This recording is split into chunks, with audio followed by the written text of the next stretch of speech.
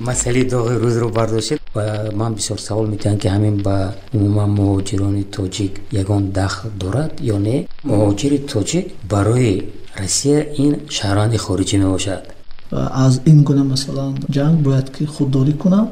روسیه فقط با تاجیکان همیشه شهروند دارد. برای از جای استقامت بیرون برآمدن باید اجازه کمیسری حربی را گیرند. اون شهروندان گپ زدیم که در روسیه اقامت میکنند. جزای ماموری در حال حاضر به کجا میتواند شکایت برد و از حقوق خودش دفاع کند؟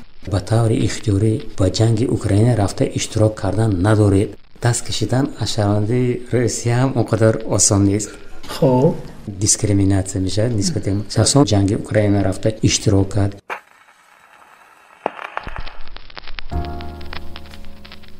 سلام علیکم دوستان، با شما جمشید معروف و این پادکست صدای مهاجر است. پادکست درباره مهاجران مهنتی حرف خواهد زد. فصل اولی پادکست ما از مشکل و دستاوردهای مهاجران قصه میکند. در این پادکست پیوسته با خود مهاجران کاری که مهمانان اساسی مایند از حیات و روزگار، کار و فعالیت و تجربه و سرگذشت‌های آنها صحبت میکنیم. این نوبت در مهمانی ما کارشناس حربی مظفر باباجانوف حضور دارند. سلام استاد به پادکست صدای مهاجر. اگر با عباره ساده بگوییم خود موبیلیزاسیا یا خود بسیج سازی و یا به اصطلاح دیگر سفربرکنی را خودش چی است و اون اصلا در کدام وقت و ساعت استفاده می شود؟ موبیلیزاسیا این سفربری در قانون همیشه آمده است. این معنی را دارد که موبیلیزاسیا یا که سفربری این چاره‌بینی‌های گذراندن اقتصادیات، پرینسیپ‌های مقامات دولتی، تشکیلات‌ها، اهالی، عهدهداران حربی به حالت جنگ گذرانده میشن، از آن جمله قوای مسلح. این معنی را دارد که دولت باید به جنگ تیار باشد. این معنی را دارد. خیلی خوب. عموما موبیلیزاسیایی که کشور روسیه اعلام کرد با اون بیشتر که ها جلب کرده می شوند؟ موبیلیزاسیا یعنی سفربری که سفربری قسمان اعلام نمود، چون که سفربری عمومی می شود قسمان این معنی آن را دارد که باید در یک حدودی محدود یا که با یک مقداری محدود. در این حال قسمان سفربری اعلام کرده این محدودیت شماره تا 300,000. این معنی این را دارد که چهل که ما گفتیم گذراندن همه اقتصاد دیگر تمام بودجه دولت به حالت جنگ می باشد و من بسیار سوال میتونم که همین با عموما مهاجران تاجیک یگان دخل دارد یا نه دخل ندارد، غیر از بعضی محدود کردن حقوق آزادی های شهروندان از آن جمله مهاجران می باشد. برای اینکه در کنستیتوسی روسیه همچنین در کنستیتوسی ما در وقت اعلام کردن سفربری بعضی حقوق و آزادی های شهروندان محدود کرده می شود، غیر از این دیگر یکون تاثیر ندارد. خب در این مسئله باز مفصل‌تر صحبت میکنیم، اما در حال حاضر من میخواستم فهمم که اگر در مثال مهاجران کاری تاجیک بگیریم، چه که شما گفتید کدام قشر آنها به ارتش روسیه دعوت کرده میشوند؟ یعنی مهاجرانی هستند که گوییم که همطور رفته مهاجری میکنن، هست اونهایی که در آنجا خودشون رو به قید گرفته ایستادن، یا هست اون نفرانی که علاقه برای گرفتن شهروندی روسیه گوییم که درخواست داده هستند. یعنی کدام طایفه آنها بیشتر گوییم اگر فرا گرفته شده است؟ ما مهاجر تاجیک برای روسیه این شهروند خارجی میباشد. در قانون‌های آید به خدمت حربی روسیه آمده است که شهروندان خارجی به ارتش جلب کردن نمیشن غیر از با شرطنامه. خب اگر مهاجر تاجیک در همینجا خدمت کرده باشه، خدمت نکرده باشد و همچون شهروند خارجی به ارتش روسیه جلب کرده نمیشد.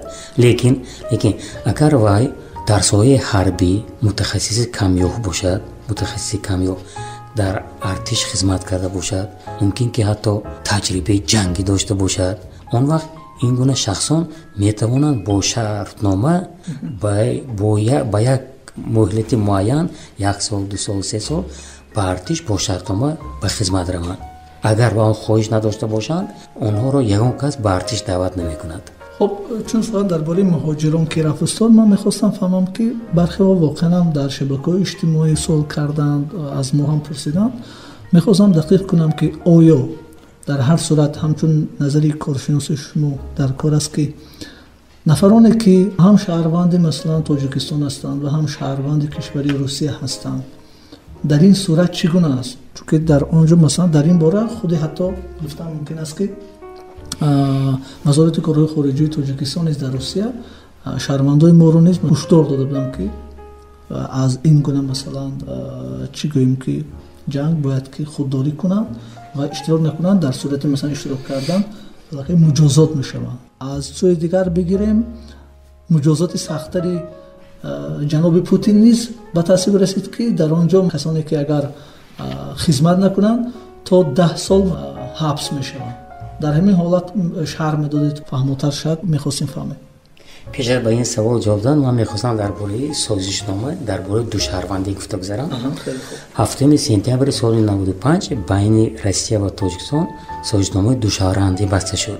عموما روسیه فقط با تاجیکستان همیشه شهرنامه دارد. سازشنامه عموما قانون عمل کننده روسیه برای گرفتن شهروندی دیگر دولت منع نکرده است، لیکن سازشنامه دو شهروندی فقط بین تاجیکستان و روسیه که در آن همه طرف‌هایش به طور دقیق معین کرده شده است و هر سال به طور اتوماتیک به 5 سال دراز کرده میشد. اگر یگان از دولت 6 ماه پیش از باقی رسیدن مالیات امین به دیگر دولت خبر دهد که من از همین سازشنامه میبرایم، در آنجا در همین ماده 3 من همین ماده 3 مخصوصا برای اجرای عهدهداری حربی دو شهروندا تاکید کرده شده است. این معنی را که مطابق همین سازشنامه اگر شهروند در تاجیکستان عهدهداری خود را اجرا کرده باشد، این عهدهداری اجرا کرده او را در روسیه به حساب میگیرند.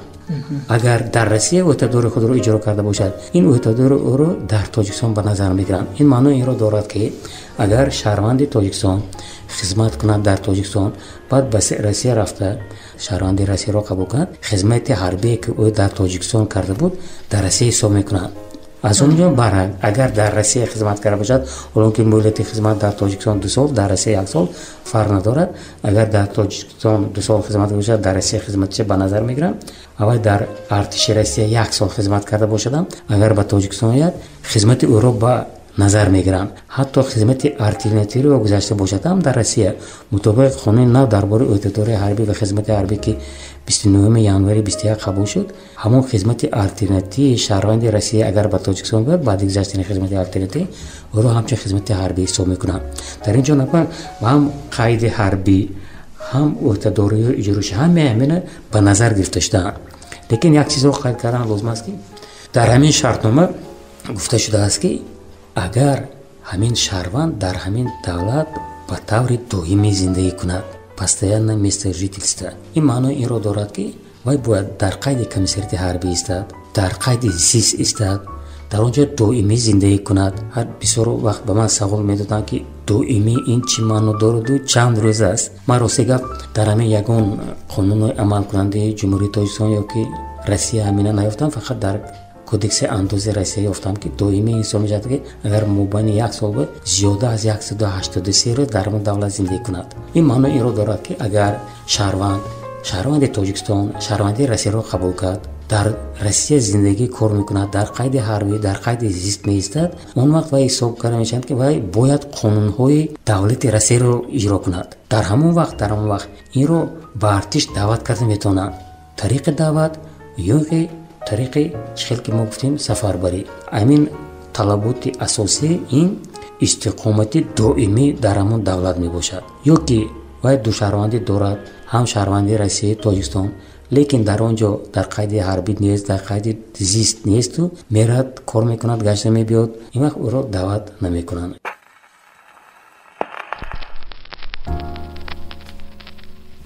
برآمدن از سرحد روسیه من برای آنهایی که دو شهروندی دارند در پی همین تصمیم حکومت روسیه درباره موبیلیزاسیون من است؟ نه من نیست. یکم ما چه گفتیم کی باید همین عهدهداری حربی رو اجرا کند؟ شهروندانی که دو شهروندی دارند. ما در این کاتگوری درباره همین کاتگوری گپ زدیم که اگر آنها در قید حربی باشند و دائمی زندگانی کنند.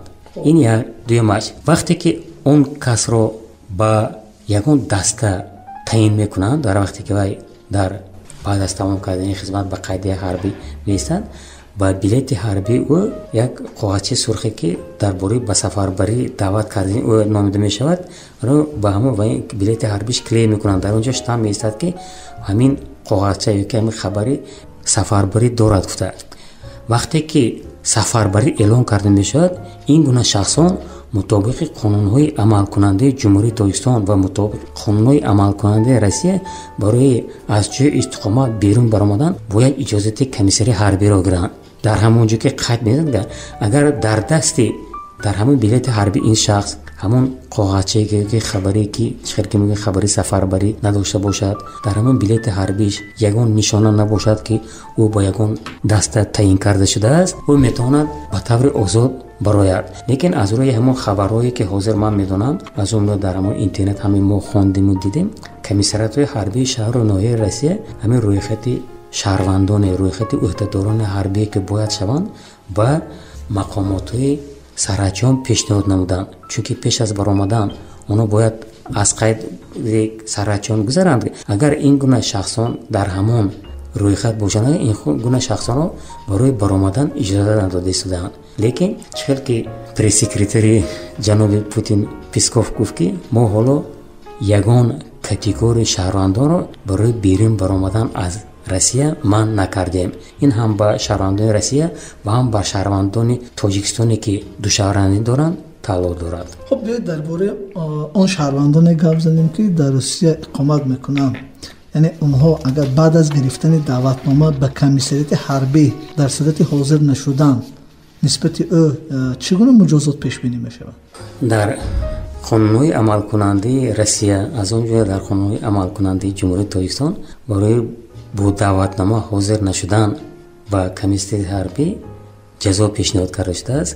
як тақрибан 7-10 рӯз пеш нисбати ҳамин ҷиноятҳо дар соҳаи ҳарбӣ Путин ҳамин гуна муҷозот, ҳамин гуна ҷазоҳоро сахттар намуд. аз он ҷумла барои ҳозир нашудан бо даъватнома то 1 сол 2 сол аз озодӣ маҳрум карданашон мумкин дар вақте ки сафарбарӣ эълон карда шуд. аз он ҷумла дар вақти ба асир афтодан ёки қисми ҳарбиро тарк кардан. ҳамаи ин гуна ҷиноятҳои ҳарбӣ ба 1-2-3 маротиба ҷазошон сахттар карда шуд. ин ба ҳамаи шаҳрвандони Россия, аз он ҷумла ба шаҳрвандони тоҷик ки душаврандӣ дорону ба таври доимӣ дар Россия истиқомат мекунанд, ба ҳамаи онҳо дахл дорад. хуб, дар сурати саркашӣ кардан аз гирифтарини даъватнома чӣ?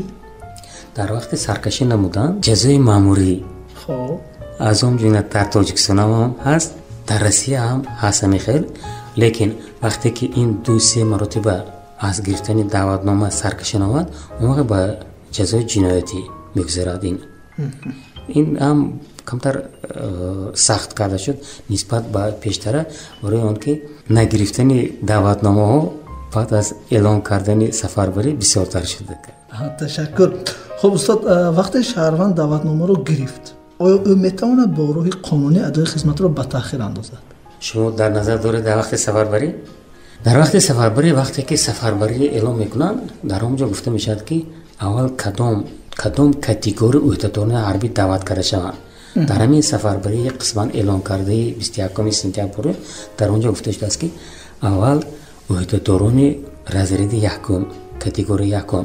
ин маънои инро дорад ки барои сарбозони қатори то 35 сола, барои афсарони хурд то 45 сола, афсарони калон 55, афсарони олӣ то 65 сола. ин як. ин маънои инро дорад ки якум дараҷа иён даъват мешаванд, баъде ки агар нарасуду бо ягон розӣ мешавад, баъд дигар категория. ин як. дуюм, аз рӯи қонунҳои амалкунанда, он оилае ки 4 фарзанди то 16 сола дорад, озод аз даъвати сафарбарӣ, ё он шахсоне ки саломатишон мутобиқи хизмат намебошанд. ин гуна шахсон озод мешаванд. аз он ҷумла бурон ёки озод кардан мутобиқи қонунҳои амалкунандаи Россия, аз он ҷумла дар Тоҷикистон ҳам хел аст, ҳар як корхона як қисми зарури ӯҳдадорои худро бурон карда метавонад, ёки ба таври расмӣ дар вақти осоиштагӣ аз даъват дар вақти сафарбарӣ озод мекунанд. ин чӣ хел дегӯяд ки ҳамон ҳуҷҷатҳоша мебиёранд ва инкамат як хел бланки махсус дорад. Ба ҳамин биланд ки махсус нависта метавонад ки масалан дар ҳамин корхона бояд камаш 5 масалан шофёр, 2 оператор, 1 роҳбар монад, дигарошро даъват кардан мумкин. Ба ғайр аз саломатӣ, ба ғайр аз вазъи оилӣ, боз ҳамин брон ёки озод кардан ба таври қонунӣ. Шахсоне ки брон доранд дар вақти ҷанги бузурги ки ҳам ватани ҳамон хел буд, онҳо аз даъват ба сафарбарӣ озод мебошанд. خب استاد فرضاً گیریم اگر مهاجری تاجیک برای سفربری در ارتش روسیه دعوتنامه گرفت، اما او باور دارد که به میارهای دعوت به خدمت حربی مثلا جوابگو نیست، او در حال حاضر به کجا میتواند شکایت برد و از حقوق خودش دفاع کند؟ عموما اگر مهاجری تاجیک و شهروند خارجی دعوتنامه گرفتن لازمه، لیکن به خطاگیر افتاده اگر دعوتنامه گرفته باشد او میتواند با سفارت تاجیکستان در روسیه، با کنسولای گنرالی که در شهر پیتربورگ، یکاترینبورگ و دیگر شهرهای کلانتری روسیه هستند با اونجا مراجعت کند و تلفن‌های این تشکیلات رو به طور آسانی از اینترنت یافتن ممکن. از آن جمله وزارت مهنت نمایندگی خود را در یک چند شهرهای کلان روسیه، اوکراین، کراسا، در یکاترینبورگ، سن پیتربورگ، مسکو و دیگر جا دارد. اونها هم میتوانند با نمایندگان وزارت مهنت جمهوری تاجیکستان در روسیه مراجعت نمایند. اوید همین گرفتن یا دعوتنامه یا که نسبتی آنها یگان بی قانونی، غیر قانونی یا که قانون شکنی که با ما مراجعت کنند. چون که چند مرتبه سفارتخانه تاجیکستان در روسیه از اون جمله وزارت مهنت جمهوری تاجیکستان با مهاجران مهنتی مراجعت نموده، تاکید نمودند که شما حقوقی شرطنامه بسته به طور اختیاری با جنگ اوکراین رفته اشتراک کردن ندارید، برای اینکه این زرخریدی نسبت این گونه کردارها ماده 401 کودکس جنایتی همچون زرخرید یک جزای سخت پیش بینی کرده شده است.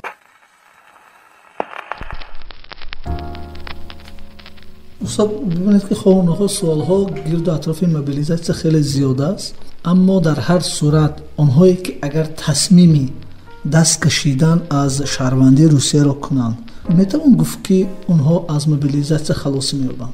عموما گرفتن شهروندی روسیه آنقدر آسان نیست. یکم. دویم دست کشیدن از شهروندی روسیه هم آنقدر آسان نیست. چون که او یک مدت معین را دارد. تا قرار قبول آخرین و شهروندی روسیه حساب میشد. مثلا و شهروندی تاجیکستانی که 2 شهروندی دارد، دائمی در روسیه زندگی میکند، در قید حربی، در زیست دائمی در قید میایستد. پس اینکه و دعوتنامه گرفت، او اگر عریضه نویسد باید اداره ها یا مقامات مخصوص روسیه این را دیده برند. این وقت را طلب میکند. لیکن وقتی که دعوتنامه سپردن و ممکن مبین 1 روز 2 روز 3 روز برای این شده مهلت دعوتنامه او را هیچ دراز نمیکند. لیکن در آینده شهروندی تاجیکستان که شهروندی روسیه را قبول کرد و پس از این میخواهد از وی که رد کند، قانون این را پیش بینی نموده است. لیکن حق دارد. در عمل دعوتنامه مثلا بعد 2 روز 3 روز باید حاضر شود به کمیسیون حربی، لیکن رد کردن یا که از وی این یک مهلت معین را به نظر دارد. خب استاد، به خاطر تماشابین ما یک سوال رو باز بار دیگر برای دقیق شدن و شرح مشخص دادن پرسیدنی هستیم که حالا که طبق خبرها روسیه میخواد با وعده دادن شهروندی به شهروندان خارجی برای عوض خدمت در ارتش روسیه توجه مهاجران را نیز جلب کند، یعنی ساده کرده پیشنهاد می‌کند به خاطر گرفتن شهروندی روسیه. این هم در حالی است که بر اساس قانونگذاری تاجیکستان برای شهروندان ما جوابگری پیش بینی شده است در صورت اشتراک به این گونه مناقشه. حتی سفارت تاجیکستان در روسیه نیز در این باره در سامانه رسمیش هشدار داد شهروندان تاجیک را که در صورت مثلا اشتراک کردن یعنی اونها نیز مجازات میشن. نظر شما در رابطه با این مسئله؟ شما یک مسئله داغ روز رو برداشتید، با من هم همین مسئله بسیار مراجعت میکنند، چون که برای هر یک جنگ سرباز قطاری بسیار لازم. از اونجا در عین حال برای روسیه، برای جنگ در اوکراین، حتی وزارت مدافع روسیه در همون جایی که در مسکو در سخر و حجت‌های مهاجران رو به تنظیم می‌دارند، در اونجا یک پونکت خود رو تشکیل داده است که برای به طور شرطنامه‌ای مهاجران تاجیک از اون جمله шаҳрвандони хориҷиро ба артиш ҷалб намуданд. Онҳо метавонанд шартнома банданд, раванд 1 сол хизмат кунанд ва аз рӯи ваъдаи мақомотҳои Россия ин гуна шахсон ба таври осон баъд шаҳрвандӣ мегиранд. Пас аз ин дар ин масъала бисёр баъзе мансабдорони Россия ҳам барои ёки авторитети худро бардоштанд ёки обрӯи эҳтироми худро бардоштанд. Як шахс пешниҳод намуд ки барои ҳамин шаҳрвандоне ки аз дигар давлатҳо меоянд шаҳрвандони русиро қабул мекунанд, синни даъват масалан барои ҳама ҷо 18 то 27 сола бошад. Як пешниҳод кард ки то 45 сола ё 40 сола кунанд. ёки ҳатто ҳамин хеле пешниҳод шуда буд ки аз номи як мансабдор ки шахсоне ки 10 соли охир шаҳрвандӣ гирифтанд ҳамин онро аз на як бор санҷида бароянд. лекин ин ҳамаш гапҳои беҳуда, ин ягон мантиқ, ягон асоси қонунӣ надорад ва ман фикр мекунам ки ина пешниҳод шуда бошадан ба таври қонунӣ ин ба расмият дарода намешавад. барои ин ки ин ҳамчун чӣ хел ки русо мегӯянд дискриминатсия мешавад нисбати шахсон. ман боварӣ дорам ки ин гуна қабул намешавад. лекин баъзе вақт ҳамин хел мешавад ки вақте ки пешниҳод медиҳанд ки мана рав 1 сол хизмат куну мо ба ту ба таври автоматик ёки ба таври осон шанад. мумкин баъзеҳо ба ҳамин розӣ шуда фикру хаёл накарда раванд. чӣ хел ки шумо дуруст таъкид кардед, сафоратхонаи Тоҷикистон дар Россия аз он ҷумла вазорати меҳнат ҳамина чанд бор таъкид карданд ки инро мумкин не. барои чӣ? вақте ки шаҳрванди хориҷӣ ба Россия омада ба таври шартномавӣ ба хизмат мерад, вақте ки дар ҳамин сафарбарӣ дар ҳамин фармони Путин гуфта буд ки ба ин ҷанги Украина шахсоне ки ба таври даъват ба артиш ҷалб доштанд онҳо иштирок намекунанд. лекин шахсоне ки ба таври шартномавӣ контракт никоҳ мегӯянд, аз он ҷумла ҳамин муҳоҷири тоҷик ба таври шартномавӣ ҳатто ба муҳити 1 сол ҳам шартнома босарад ва албатта дар ҳамин ҷанги Украина бояд иштирок кунад. барои чӣ? барои ки дар ҳамин шартнома ҳам хел несишта. лекин чӣ хел ки шумо гуфтид, ман ҳам ҳамина такрор кардам ки вақте ки ин ба маблағ вай карда меҷанги ин зархаридӣ, ин моддаи 401 аз ин пешин 401 кодекси ҷиноятӣ, аз онҷа дар баъзе ҳолатҳо 10 сол баъд дар баъзе ҳолатҳо то 15 сол маҳрум намудан аз озодӣ пешбинӣ карда шудааст аз они Тоҷикистон. ин маънои инро дорад ки агар ҳамон шаҳрванди Тоҷикистон барои гирифтани шаҳрвандии Россия бо ҳамин шартнома бандаду ба хизмати ҳарбӣ муддати 1 сол баравад, ҳатто мумкин ки вай як рӯз ҳамон ҷанги Украина рафта иштирок кард ё иштирок накард, вай ҳамчун зархарид вайро эътироф мекунад. вақте ки вай Тоҷикистон баргашт, нисбати ӯ парвандаи ҷиноятӣ шуда, ӯ аз рӯи қонунҳои амалкунандаи ҷумҳурии Тоҷикистон ки дар айни ҳол моддаи 408 маҳрум намудан аз озодӣ аз 10 сол то 15 сол пешидан, албатта ҷазои худро мегирад. ман ба ҳамин ҳамон муроҷиат мекардам ки ба ин гуна хатоки бузург роҳ натиҳанд. барои шаҳрвандии Россия шуда ба ҷиноят даст задан лозим нест. барои ин ки 2 сол 3 сол тоқат карда ҳамашро аз рӯи қонун накунад ва ҳамон шаҳрвандии Россияро мегирад, ягон ҷои мушкилиш надорад. сипоси бепоён устод барои чунин як суҳбати пурмуҳтаво. дӯстони азиз, ин нашри охирини фасли аввали подкасти Садои муҳоҷир буд ки аз мушкиливу дастовардҳои муҳоҷирон қисса кардем. ба ҳар нафари шумо низ ташаккур ки то бо охир ҳамроҳи мо будед. ба телеграму инстаграм ва фейсбуку ютуби мо обуна шуданро фаромӯш накунед. ҳамаи пайвандҳо дар зери ҳамин подкаст ҷой дода шуданд. хеле шод мешавем агар дар шаҳр андешҳои худро вобаста ба подкасти мо навишта бошед. то подкастҳои дигар дар ҳамин вақту соат моро пайгирӣ намоед. хайр.